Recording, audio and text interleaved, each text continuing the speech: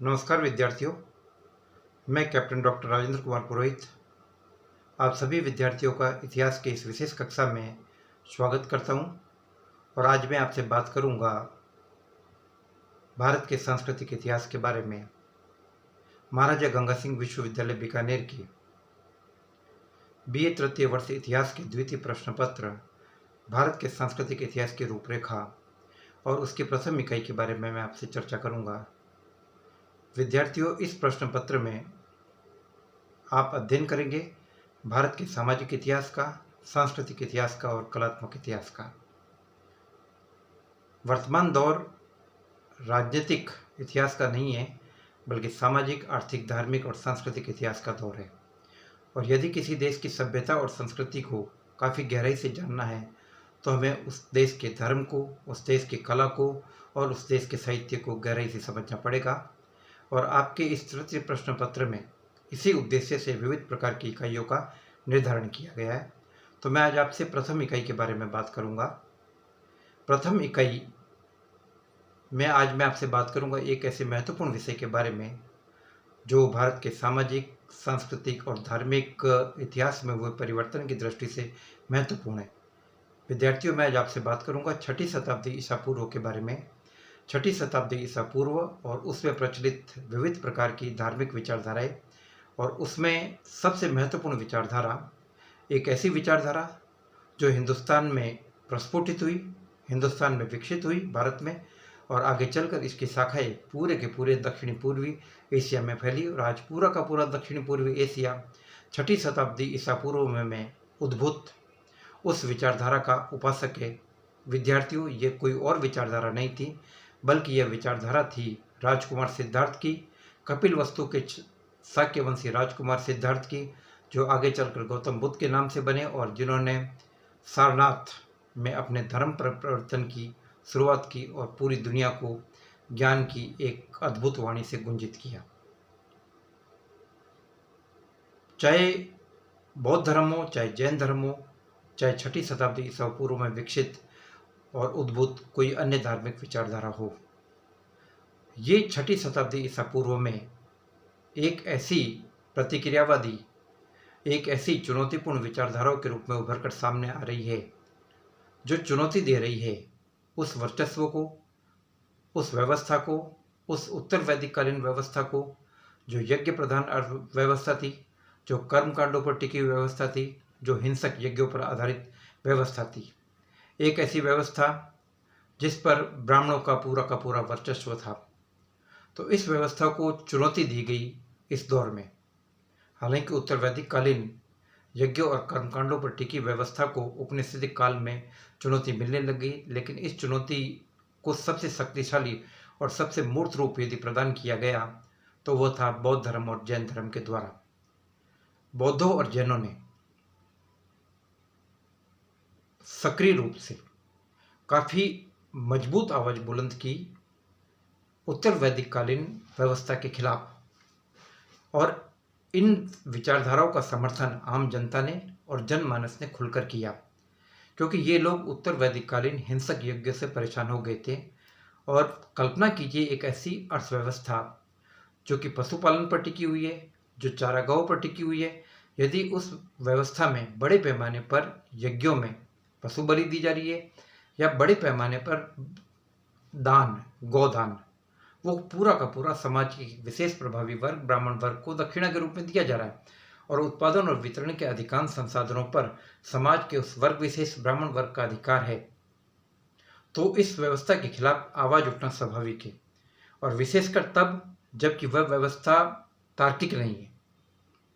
ऋग्वेद तार्किक व्यवस्था की बात करता था, वह कर्म आधारित वर्ण व्यवस्था की बात करता था। लेकिन जब ब्राह्मण और क्षत्रिय ने इस व्यवस्था को अपनी विशेष स्थिति के कारण वंशानुगत बनाने की कोशिश की, तो उत्तर वैदिक काल में इसका स्वरूप काफ़ी जटिल हो गया और इस व्यवस्था को चुनौती मिली।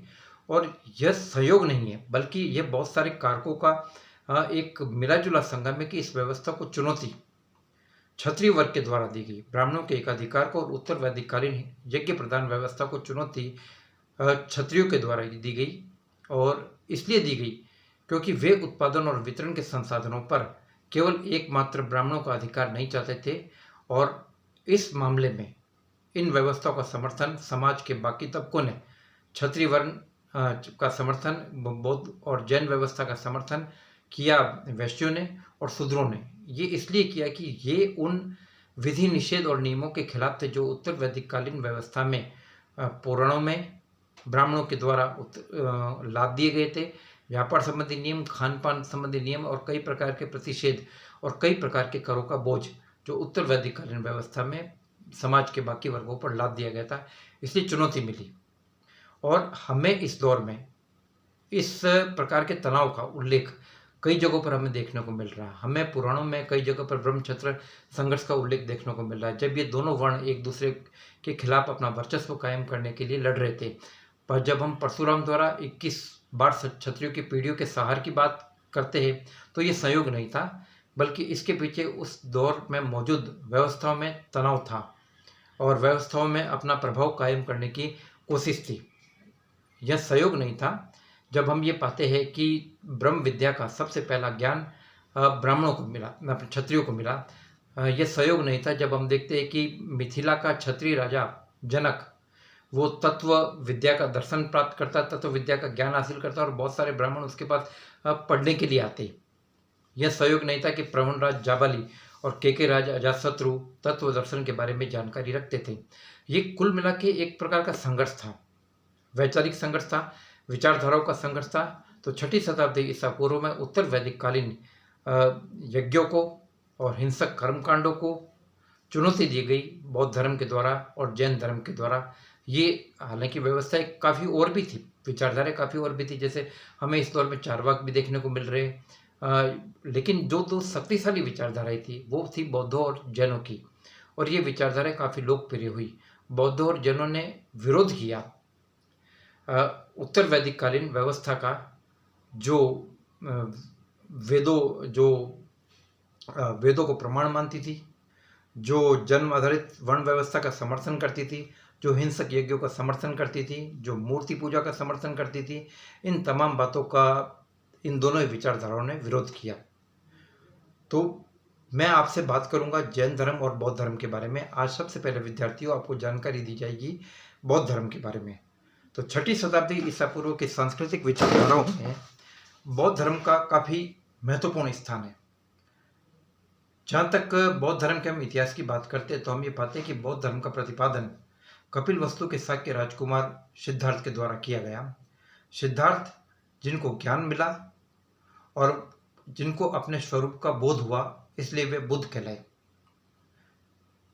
हमें लगभग 549 के आसपास जातक कथाओं का संकलन मिलता है। विद्यार्थियों, ये जातक कथाएं भगवान बुद्ध के जन्म से पूर्व की कथाएं, और इन कथाओं में बुद्ध किसी न किसी रूप में उन कथाओं के मुख्य पात्र के रूप में या मुख दृष्टा पात्र के रूप में हमें सामने दिखाई देते। इन सभी कथाओं में बुद्ध के रूप को बुद्ध नहीं कहा गया बल्कि बोधिसत्व कहा गया। इसका मतलब ये था कि उन्हें अपने बोध का सत्य था, बोध का ज्ञान था, बोध का सत्य था, इसलिए वे बोधिसत्व कहलाए। बाकी बौद्ध विचारधारा ये मानती कि राजकुमार सिद्धार्थ केवल एक ही जन्म में सिद्धार्थ से बुद्ध नहीं बन गए, बल्कि बुद्ध बनने के लिए इन्हें बोधिसत्वों की कई अवस्थाओं से गुजरना पड़ा। महायान विचारधारा का ये मूल सिद्धांत है। तो जब हम राजकुमार सिद्धार्थ की बात करते हैं तो हम ये पाते हैं कि राजकुमार सिद्धार्थ के पिता राजकुमार राजा शुद्धोधन कपिलवस्तु के शाक्य घराने के प्रमुख थे, और गौतम बुद्ध के जन्म के समय ही इनकी माता का देहांत हो गया, इसलिए इनका पालन पोषण इनकी मौसी गौतमी प्रजापति ने किया था। ऐसा कहा जाता है कि जब इनका जन्म हुआ तब ये भविष्यवाणी की गई, कौंडिन्य और कुछ ब्राह्मणों ने भविष्यवाणी की कि या तो ये बालक बहुत बड़ा चक्रवर्ती सम्राट बनेगा या ये बहुत बड़ा सन्यासी बनेगा। तो इस कारण इनके पिता शुद्धोधन को बड़ी चिंता हुई और उन्होंने कहा कि मेरा एकमात्र पुत्र ही अगर वो सन्यासी बन गया तो मेरे इस राज्य को कौन संभालेगा। तो इसलिए बचपन से कोशिश की गई सिद्धार्थ को उन तमाम चीज़ों से दूर रखने की जो सिद्धार्थ के मन में वैराग्य पैदा कर सके, सिद्धार्थ के मन में वैराग्य पैदा कर सके। इस प्रकार की तमाम बातों को दूर रखने की कोशिश की गई, लेकिन विधि का विधान प्रबल होता है और बौद्ध साहित्य के अवलोकन से हमें ये ज्ञात होता है कि किस प्रकार से कुछ ऐसी घटनाएं हमें देखने को मिलती है जिसके कारण सिद्धार्थ की विचारधारा में परिवर्तन हो गया। जब उन्होंने रोगी को देखा तो उन्होंने जीवन की नश्वरता को जाना, जब उन्होंने बूढ़े व्यक्ति को देखा तो उन्होंने जीवन की नश्वरता को जाना, और जब मृत व्यक्ति को देखा तो उन्होंने जीवन को पूरी तरीके से नाशवान माना। लेकिन जब अंत में उन्होंने एक ऐसे सन्यासी को देखा जिसके मुखमंडल के ऊपर तेज था तो वे उससे प्रभावित हुए और जानकारी ली तो पता पड़ा कि ये व्यक्ति वो है जिससे कि संसार की गतिविधियों का त्याग कर दिया और जो अब एक प्रकार से स्वतः ही जन्म मरण के जीवन चक्र से मुक्त होना चाहता है। तो राजकुमार सिद्धार्थ का मन इन चीज़ों के अध्ययन में लगा रहता था और धीरे धीरे उनमें वैराग्य की प्रवृत्ति पैदा हो गई। उनके वैराग्य को देखकर उनके पिता बड़े चिंतित हुए और उन्होंने राजकुमार सिद्धार्थ का विवाह यशोधरा के साथ कर दिया। उनको एक पुत्र भी हुआ जिसका नाम रखा गया राहुल। तो उन्होंने कहा कि ये राहुल है और जो मुझे बंधनों में एक प्रकार से ग्रस्त करने वाला है, लेकिन इसके बावजूद ग्रस्ती का ये बंधन राजकुमार सिद्धार्थ को अपने मूल रास्ते की तरफ जाने से नहीं रोक सका। और बौद्ध साहित्य में ये जानकारी मिलती है कि एक बार उनके दरबार में संगीत सभा का आयोजन किया था और संगीत सभा में नर्तकियाँ नाच रही थी, लेकिन सिद्धार्थ का ध्यान कहीं और था। नाचते नाचते वो नर्तकियाँ थक गई और वहीं पर सो गई। तो अचानक सिद्धार्थ का ध्यान हटा और उन्होंने देखा कि वे नर्तकियाँ जो कुछ समय पहले कितनी सुंदर लग रही थी, आभूषणों के अंदर कितनी तेजस्वी लग रही थी, और अब नींद में अब सो जाने के कारण उनकी साज सज्जा हट गई है और वो काफ़ी अलग तरीके से उनको नज़र आने लगी। तो उनको लगा कि जीवन नश्वर है, इसमें कोई सार नहीं है, और उन्होंने गृह त्याग का निश्चय कर लिया।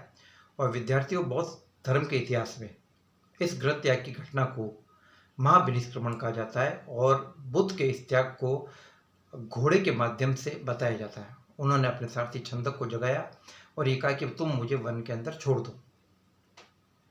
वन में जाने के बाद उन्होंने कासाई वस्त्र धारण किए और ज्ञान प्राप्ति के लिए कई जगहों पर वो घूमे।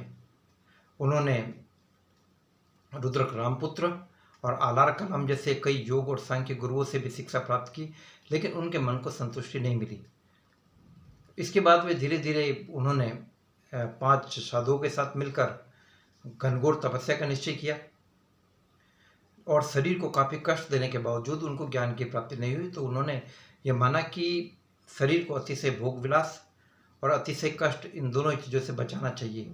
उन्होंने एक वन कन्या सुजाता के गाए हुए गीत को सुना और जिसमें कहा गया कि वीणा की तारों को इतना भी न कसो कि वे टूट जाए और इतना भी ढीला न छोड़ो कि उसमें से आवाज़ ही नहीं आए। तो उन्होंने इस चीज़ के मर्म को समझा और वहाँ से वो हट गए और ध्यान लगाने के लिए वे बोधि वृक्ष के नीचे, संबोधि वृक्ष के नीचे बैठ गए। उसका नाम संबोधि वृक्ष बाद में पड़ा था। उस वृक्ष के नीचे बैठकर, पीपल वृक्ष के नीचे बैठकर उन्होंने 7 दिन और 7 रात तक उन्होंने ध्यान लगाया और इसके बाद उनको अपना ज्ञान प्राप्त हुआ। तो चूंकि उन्हें अपने स्वरूप का बोध हुआ तो वे बुद्ध कहलाए और उन्हें ये ज्ञान, अपने स्वरूप का बोध होने का ज्ञान उस पीपल वृक्ष के नीचे प्राप्त हुआ, इसलिए वृक्ष संबोधि वृक्ष कहलाया। और इसके बाद उन्होंने अपने ज्ञान का प्रचार प्रसार करने का निश्चय किया। विद्यार्थियों, जैसा कि मैंने आपको कहा कि ये मेरी क्लास कई भागों में बांटी जाएगी, तो आज ये पार्ट 1 था। कल अगली क्लास पार्ट 2 में बौद्ध धर्म की हिस्ट्री के बारे में मैं आपसे उन तमाम गतिविधियों के बारे में चर्चा करूंगा जिसमें हम बौद्ध धर्म के सिद्धांतों, बुद्ध की शिक्षाओं और किस प्रकार से बौद्ध धर्म का प्रसार चारों तरफ हुआ, इन बातों के बारे में मैं आपसे बात करूंगा। आप स्वस्थ रहे और अपने स्वास्थ्य का ध्यान रखें। जय हिंद, जय भारत।